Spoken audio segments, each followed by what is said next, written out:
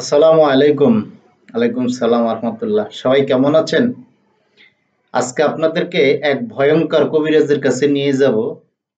৪ থেকে ৫ ঘন্টার ভিতরে কোটি টাকার মালিক হয়ে যাবেন। সবার অভাব দূর হয়ে যাবে তার কেরামতির কথা শুনে। চলেন সবাই শুনি। দেখেন সে কি বলে। মানে 4 থেকে 5 ঘন্টার মধ্যে আপনার কাছে 1 কোটি টাকা আসবে। আর 1 কোটি টাকা যদি না আসে, আমাকে জুতো পেটা করবেন। নিশ্চয়ই শুনেছেন দেখছেন নাকি? সে কি বলেছে? ৪ থেকে ৫ ঘন্টার ভিতরে আপনি কোটি টাকার মালিক হবেন। ১ কোটি টাকার মালিক। এখন আমার প্রশ্ন হইল ভাই, ১ কোটি টাকার মালিক হবে তো আলহামদুলিল্লাহ। ৪ থেকে ৫ ঘন্টায় ভাই কোরআনে কারিমের মাঝে আমল করে নিজের জীবন, নিজের পরিবার পরিজন, নিজের ভবিষ্যৎ পাল্টাতে পারেন। আল্লাহ পাক যদি দয়া করে। আল্লাহ পাক রব্বুল আলামিন যদি দয়া করে আপনার জীবনকে সুন্দর এবং পরিপূর্ণ করে দিতে পারে। আর সেই ক্ষমতার মালিক একমাত্র আল্লাহর কাছে। কথায় আছে আমলে আউলিয়া আউলিয়ায় দেউলিয়া। আমল করলেই সবকিছু সম্ভব হয়, কিন্তু এটা সম্ভব নয় যে ৪ থেকে ৫ ঘন্টার ভিতরে আল্লাহ আপনার ১ কোটি টাকা দিয়ে দিবে। এখন আমার কথা হলো ভাই, ৪ থেকে ৫ ঘন্টার ভিতরে যদি আমল করে ১ ঘন্টায় ৪ থেকে ৫ ঘন্টায় ১ কোটি টাকার মালিক হবেন, তাহলে আপনার এই তান্ত্রিক করার দরকার আছে, কবিরাজি করার দরকার আছে।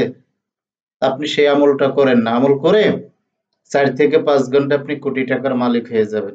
ভাই দেখেন, এই সমস্ত ভাওতাবাজি করে শিক্ষিত মানুষকে তো হয়রানি করতে পারবেন না। কিন্তু দেখেন, কিছু লোক আছে হয়তো একটু দুর্বল, ইমানের দিক দিয়ে দুর্বল বা শিক্ষাগত যোগ্যতা একটু কম, হয়তো তারা না বুঝে আপনার এই কথাগুলো শুনতে পারে। কিন্তু যারা অন্তপক্ষে শিক্ষিত সমাজ, শিক্ষিত পরিবার আপনার এই কথাগুলো কখনো শুনবে? এখানে আমার কিছু বলার নাই। দেশের মানুষের বিবেকের উপরে ছেড়ে দিলাম। তার এই যে উদ্ভট কথাগুলো, এগুলো বয়কট করেন ভাই। সুন্দর ভিডিও বানান, ভালো ভিডিও বানান। এমন কোনো কথা বলবেন না যে কথার কারণে দেশের মানুষ আপনাকে খারাপ বলুক। ভালো ভিডিও বানান, কোরআন হাদিস সুন্নাহ উপলক্ষে ভালো ভিডিও বানান। এরকম উদ্ভট কথা বলিয়েন না।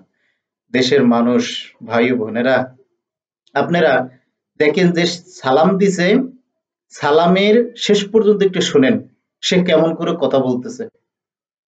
আসসালামু আলাইকুম রহমতুল্লাহি ওয়া বারাকাতুহু। কেমন আছেন বিবাস? আশা করছি ভালো আছেন। আল্লাহ পাকের অশেষ করুণা দয়ায় আমি বেশ ভালো আছি। বন্ধু, আজকে যে সাবজেক্ট নিয়ে আমি আপনার কাছে আলোচনা করবো, দেখেন।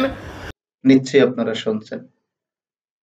শেষে কি, সে যে কি বলছে আসলে আমি ভালো করে বুঝিনি। আপনারা বুঝছেন কিনা, যদি বুঝে থাকেন আমাকে কমেন্ট বক্সে লিখে জানাবেন। একজন সুস্থ সফল সুস্থ মস্তিষ্কের মানুষ এভাবে কথা বলে, আপনারাই বলেন, বলে না? দেখছেন মানে সে যে কি বলছে, এগুলোর মূলত কারণ কি জানেন? সোশ্যাল মিডিয়ায় এসে মানে উদ্ভট কিছু কথা বলে, যে কথার কোনো যুক্তি নাই, যে কথার কোনো মানে কি বলবো, কোরআন সুন্নাহর আহ, আমল নাই, এরকম কিছু উদ্ভট কথা বলে শুধু ভিউ কামাবে আর ওই ইনকাম করবে, এরকম কিছু ধান্দায় থাকে। আমার মনে হয় না তারা বছরে, মাসে কখনো কোনো ২-৪টা রুগীর কাজ করছে কিনা, আমার মনে হয় না। ঠিক আছে, যদি ২-৪টা মাসে রুগী দেখতো বা বছরে ২-১০টা রুগী দেখতো, তাহলে তাদের সময় কোথায় এই যে এই সমস্ত উদ্ভট কথা বলার? ভাই, কোরআনে কারিমের থেকে আমল করে, কোরআনে কারিমের আয়াত সূরা ইত্যাদি বিষয় দিয়ে আমল করে জীবন পরিবর্তন করা যায়, আল্লাহ পাকের যদি দয়া হয়। মানতে হবে সেহের জাদু কুফরি আছে, এটা মানতে হবে। কিন্তু দেখেন, এরকম উদ্ভট কথা বলে কোরআন ও কারিমের অপমাননা করবেন না। বুঝতে পারছেন ভাই? সুন্দরভাবে করেন। কোরআন ও হাদিস রেফারেন্স দিয়ে যদি কথা বলতে পারেন, কথা বলেন। আপনি মনে রাখবেন, দেশের মানুষ কোনো এরকম পাগল না। দেশের মানুষ কোনো আপনার মতো এরকমের অগোছালো পাগল না। বুঝতে পারছেন?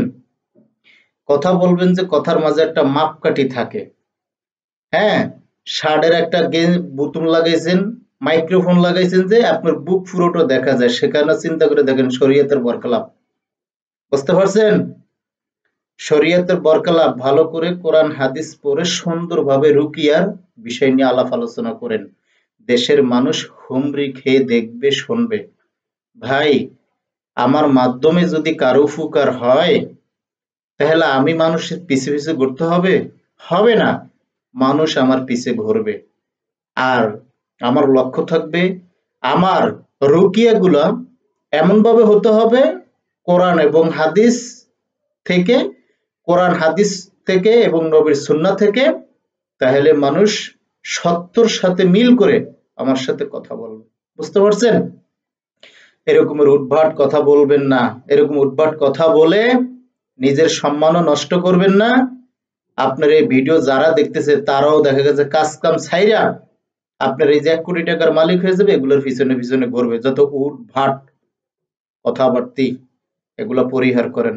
আল্লাহ আপনারে ভালো মন্দ বোঝার তৌফিক দান করুক, আমাকেও বোঝার তৌফিক দান করুক। দেশের প্রত্যেকটা মানুষকে আল্লাহ কবুল করুক। আমিন। আসসালামু আলাইকুম। ওয়ালাইকুম আসসালাম ওয়া রাহমাতুল্লাহ।